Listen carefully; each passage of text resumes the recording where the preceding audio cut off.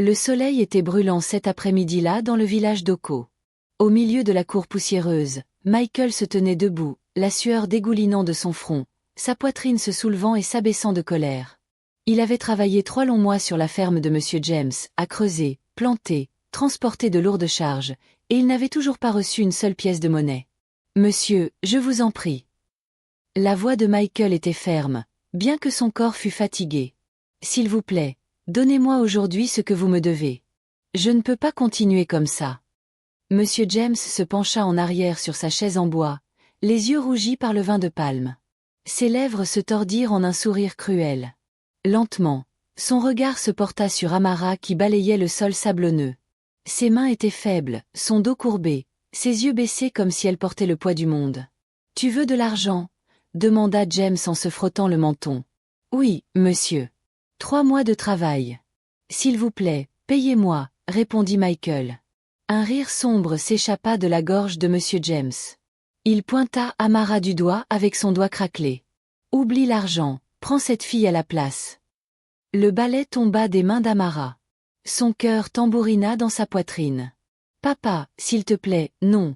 cria-t-elle, ses genoux heurtant le sol. « Tais-toi !» aboya-t-il, sa voix comme un fouet. « Tu devrais être reconnaissante que quelqu'un veuille même de toi. » À côté de lui, Madame Linda croisa les bras, un sourire narquois cruel se répandant sur son visage. « Laisse-la partir, » dit-elle froidement. « Une bouche de moins à nourrir. » Michael se figea. Son cœur tambourinait. Cet homme était-il vraiment en train d'offrir sa propre fille en paiement? Il regarda Amara, ses épaules tremblantes, ses yeux remplis de larmes. Quelque chose dans sa détresse le toucha profondément. Le silence s'étira, puis Michael dit presque dans un murmure, « Je la prends. » Et à cet instant, la vie d'Amara changea à jamais. Quel destin attend Amara aux mains de cet étranger? Avant cet après-midi brûlant, avant que son père ne l'échange comme un sac d'igname, la vie d'Amara n'avait été que difficulté. Pourtant, il n'en avait pas toujours été ainsi. Autrefois, la maison de Monsieur James était remplie de rires. La mère d'Amara, une femme douce avec une voix chantante suave, fredonnait de douces chansons en cuisinant. Amara se souvenait d'être assise près du feu pendant que sa mère remuait la marmite de soupe, l'odeur de légumes frais emplissant l'air. Ces jours étaient chaleureux, sûrs et pleins d'amour. Mais quand la mort emporta sa mère il y a 5 ans, tout changea. Monsieur James, qui autrefois travaillait la ferme avec fierté, ne trouva de réconfort que dans le vin de palme. Au début, les villageois le plaignaient. Mais bientôt, la pitié se transforma en murmure.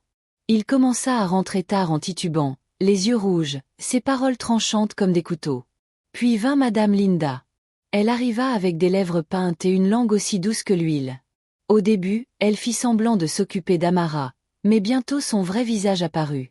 Elle haïssait la jeune fille avec une passion dévorante. « Enfant paresseuse » aboyait-elle. « Va chercher du bois de chauffe. Balaie la cour. Pile l'igname. Et n'ose pas manger tant que le reste d'entre nous n'est pas rassasié. » De nombreuses nuits, Amara se couchait affamée, son estomac gargouillant, ses joues mouillées de larmes silencieuses. Elle travaillait comme une servante dans la propre maison de son père. Pourtant, personne ne la défendait. Les villageois voyaient sa souffrance, mais ils se contentaient de hocher la tête. « C'est la maison de son père », murmurait-il. « Qui sommes-nous pour interférer ?» Le seul ami d'Amara était son petit demi-frère, David. Il lui glissait des morceaux de maïs grillé ou une mangue quand Madame Linda ne regardait pas. De ses petites mains, il essuyait ses larmes et chuchotait. « Un jour, tu souriras à nouveau. » Mais Amara se demandait, ce jour viendrait-il jamais? Son cœur aspirait à la liberté, mais elle n'aurait jamais imaginé qu'elle arriverait sous la forme d'un étranger aux chaussures déchirées. La première fois qu'Amara vit Michael, il entrait dans le village avec un sac usé jeté sur son épaule. Sa chemise était délavée, son pantalon poussiéreux et ses chaussures avaient des trous si larges que ses orteils dépassaient. Pourtant, malgré son apparence rude, il y avait quelque chose d'inhabituel chez lui. Ses yeux étaient vifs, remplis de détermination, comme un homme qui refusait d'abandonner peu importe la dureté des coups de la vie. Michael était venu de la ville à la recherche de travail. Les fermes d'Oko étaient grandes et les villageois avaient toujours besoin de bras solides pour défricher la brousse épaisse, planter des ignames et transporter de lourdes charges.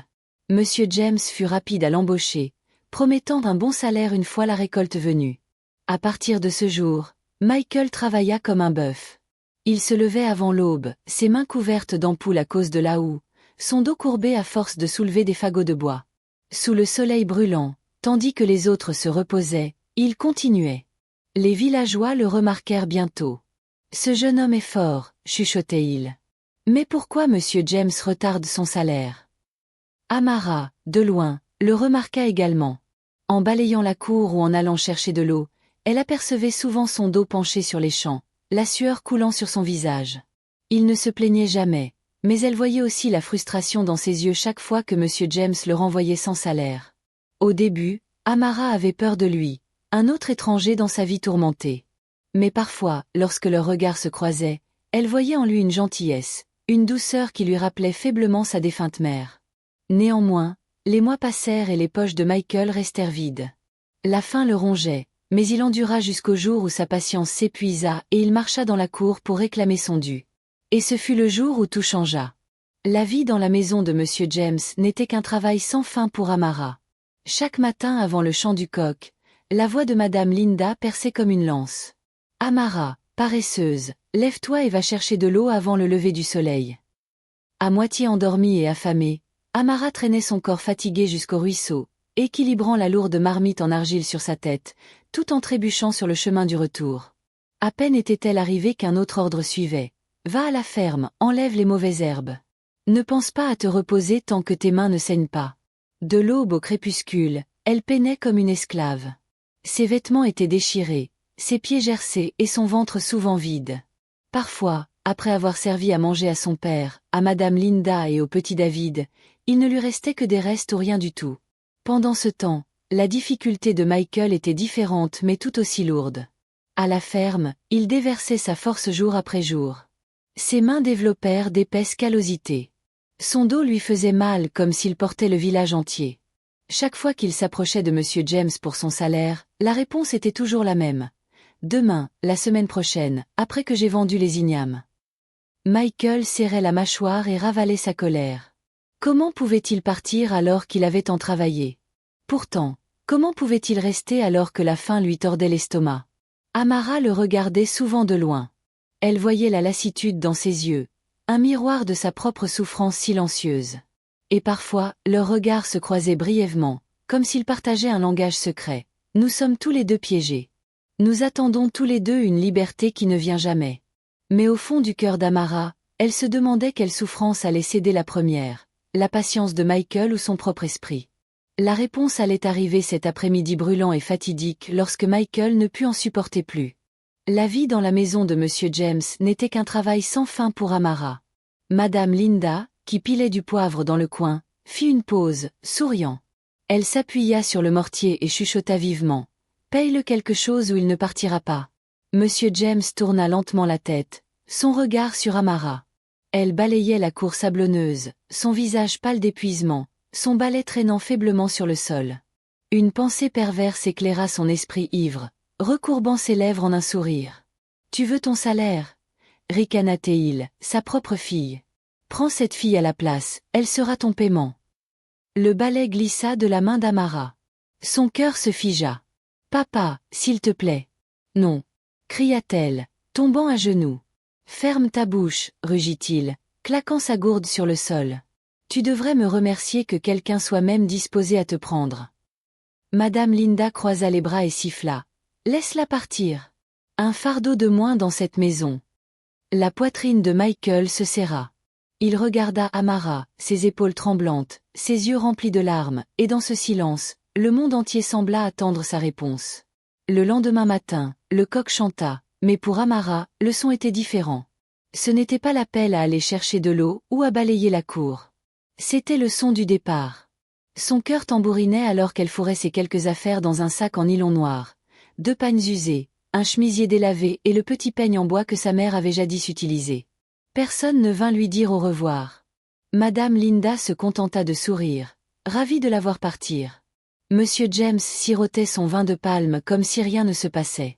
Seul le petit David, son demi-frère, se glissa doucement dehors, des larmes coulant sur ses joues. Il serra sa main fermement. « Ne me quitte pas, sœur, chuchota-t-il. Amara s'agenouilla, le serrant fort contre elle.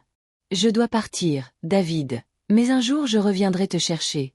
Sois fort. Alors que Michael l'emmenait, Amara pouvait entendre la petite voix de David pleurer derrière la maison jusqu'à ce qu'elle s'estompe dans le silence. Le voyage vers la ville fut long. Ils montèrent dans un vieil bus rouillé, ses sièges en bois tremblant à chaque bosse sur la route. Amara était assise près de la fenêtre, fixant les arbres et les chemins poussiéreux qui défilaient. Son cœur était endolori par la peur et l'incertitude. Elle avait laissé derrière elle la seule vie qu'elle connaissait, même si elle était remplie de douleur. Qu'est-ce qui l'attendait dans ce nouveau monde étrange? Elle joignit ses mains fermement et pria silencieusement. « Seigneur, s'il te plaît, que cet homme ne soit pas cruel comme mon père. S'il te plaît, donne-moi la paix. » Michael parla pendant le voyage. Pourtant, de temps en temps, il jetait un regard à Amara avec une préoccupation tranquille. Dans ses yeux, elle ne voyait pas de cruauté, mais quelque chose de différent, peut-être de la pitié, peut-être de l'espoir. Alors que le bus se rapprochait des lumières brillantes de la ville, le cœur d'Amara trembla. Un nouveau chapitre commençait, mais t'apporterait-il la liberté ou une autre prison? La ville était pleine de promesses, mais aussi pleine de secrets. Lorsque le bus s'arrêta finalement au cœur de la ville, les yeux d'Amara s'écarquillèrent. Elle n'avait jamais vu un tel chaos, des bus jaunes klaxonnant, des colporteurs poursuivant des voitures avec des paniers d'oranges et de cacahuètes, des femmes équilibrant des plateaux de pain sur leurs têtes et de la musique forte s'échappant des boutiques voisines. Pour elle, c'était un autre monde entier, bruyant mais vivant. Michael porta son sac tandis qu'ils marchaient dans des rues sinueuses jusqu'à ce qu'ils arrivent à une grande grille noire. Elle s'ouvrit en grinçant sur une cour spacieuse. Au centre se dressait une grande maison blanche avec des fenêtres en verre qui scintillaient sous le soleil du soir. « Amara, c'est là que vous vivez », dit Michael en souriant faiblement, secouant la tête. « Non, c'est la maison de madame. Je vis là-bas. » Il désigna un bâtiment plus petit niché près de la clôture. C'était un modeste quartier des domestiques avec une seule pièce, un lit, une petite table en bois et un réchaud à pétrole dans le coin. Mais pour Amara, cela ressemblait à un palais comparé au toit qui fuyait et aux murs de boue fissurés qu'elle avait toujours connus. « Tu peux rester ici, » dit Michael doucement. « Je n'ai pas grand-chose, mais au moins tu auras la paix. » Amara passa ses doigts sur le drap propre du lit et s'assit doucement sur le bord. Des larmes montèrent à ses yeux. Pour la première fois depuis des années, on ne lui criait pas dessus, on ne la battait pas ou on ne la forçait pas à travailler jusqu'à ce que son dos lui fasse mal. Cette petite pièce ressemblait à un refuge sûr. Cette nuit-là, alors que les lumières de la cour clignotaient et que la ville bourdonnait au loin, Amara chuchota une prière de gratitude. Elle ne savait pas ce que le lendemain apporterait, mais pour la première fois depuis longtemps, elle sentit une lueur d'espoir. Peut-être, juste peut-être, sa vie était en train de commencer à nouveau. Le lendemain matin, la cour était animée par le bruit des pas, des marmites qui s'entrechoquaient et une radio lointaine jouant de la musique Higlife. Amara se réveilla à l'odeur de plantains frits flottant de la grande maison. Son estomac gargouilla. Elle n'avait pas mangé correctement depuis des jours. Michael frappa doucement à sa porte. « Amara, viens. Madame veut te rencontrer. » Son cœur s'emballa. Elle redressa son pagne et le suivit nerveusement vers la grande maison. À l'intérieur, tout scintillait, le sol carrelé, la table en verre, le grand rideau se balançant doucement dans la brise. Amara se sentait petite comme une villageoise perdue dans un palais. À la table à manger était assise Madame Williams, une femme d'une 50aine d'années aux cheveux gris courts, des lunettes à monture dorée et un air d'autorité tranquille. Elle leva les yeux de son journal. Ses yeux vifs étudiaient Amara de la tête aux pieds. « Alors, dit Madame Williams lentement, c'est la fille. »« Oui, madame, » répondit Michael respectueusement. « Elle restera avec moi. Elle est travailleuse et humble. » Madame haussa un sourcil. « Travailleuse, hein? Nous verrons. » Elle se tourna vers Amara. « Sais-tu cuisiner? »« Oui, ma, » dit Amara doucement. « Sais-tu faire le ménage? »« Oui, ma. »« Bien. » Madame se pencha en arrière sur sa chaise. « Cette maison doit toujours être impeccable. Je déteste la paresse et je n'aime pas les mensonges. Si tu es honnête et diligente, tu trouveras la paix ici. Mais si tu es négligente... » Elle fit une pause, ses yeux se plissant. « Tu ne dureras pas. » Amara baissa la tête, ses paumes moites. « Je ne vous décevrai pas, ma. » Madame la regarda silencieusement pendant un long moment, puis donna un petit hochement de tête. « Très bien, tu peux commencer par aider dans la cuisine. » Alors qu'Amara marchait vers la cuisine, son cœur tambourinait. C'était sa chance, son test. Et elle savait qu'à partir de ce moment, chaque pas qu'elle ferait dans la maison de Madame Williams façonnerait son destin. Les jours se transformèrent en semaines et Amara s'habitua lentement à la vie en ville. Chaque matin, elle se levait avant que la cour ne s'éveille, balayait les chemins de la cour et aidait Madame Williams à préparer le petit déjeuner. L'odeur de la bouillie d'igname fumante, des œufs frits et du thé chaud remplissait toujours la cuisine. Mais Amara mangeait souvent la dernière s'il restait quelque chose. Pourtant, elle était reconnaissante pour un abri, pour la paix et pour une chance de faire ses preuves. Mais la vie en ville n'était pas sans ses ombres. Les autres travailleurs de la cour, jardiniers, nettoyeurs et chauffeurs, étaient curieux à son sujet. Certains se moquaient de ses simples vêtements de village. D'autres chuchotaient derrière son dos, disant que Michael ne l'avait amené que pour son propre profit. Leur rire la piquait, mais Tamara restait silencieuse, refusant de se quereller. Un après-midi, Madame Williams testa sa patience. Un plateau de plats glissa de la main du cuisinier et s'écrasa sur le sol. Le cuisinier accusa rapidement Amara. « C'était sa faute, madame. Elle m'a distrait. » Le cœur d'Amara s'arrêta. Elle connaissait la vérité, mais elle savait aussi que madame détestait les excuses. « Est-ce vrai ?» demanda Madame Williams, son regard perçant fixé sur Amara. Amara déglutit difficilement. Ses lèvres tremblèrent, mais elle parla calmement. « Non, ma, je n'ai pas touché le plateau. Mais si vous croyez que c'est ma faute, j'accepterai toute punition que vous me donnerez. » Madame l'étudia silencieusement pendant un long moment. Puis, à la surprise de tous, elle sourit faiblement. « Hachem, tu parles avec courage. J'aime ça. » Mais si madame semblait impressionnée, les yeux du cuisinier brûlaient de jalousie. À partir de ce jour, Amara devint une cible. La nuit, allongée sur son petit lit dans la chambre de Michael, Amara se murmurait « Cette ville est pleine d'épreuves, mais je n'abandonnerai pas. Un jour, mon histoire changera. » La ville testa Amara d'une manière que le village n'avait jamais fait. Elle fit face au chuchotement, à la jalousie et aux taches sans fin qui laissaient ses mains couvertes d'ampoules. Pourtant, son esprit grandit plus fort à chaque jour qui passait. Un soir, alors que Madame Williams recevait des visiteurs dans le salon, le cuisinier jaloux vit sa chance. Il versa secrètement trop de sel dans la soupe et, lorsque les invités se plaignirent, il pointa son doigt sur Amara. « Madame, c'était cette fille.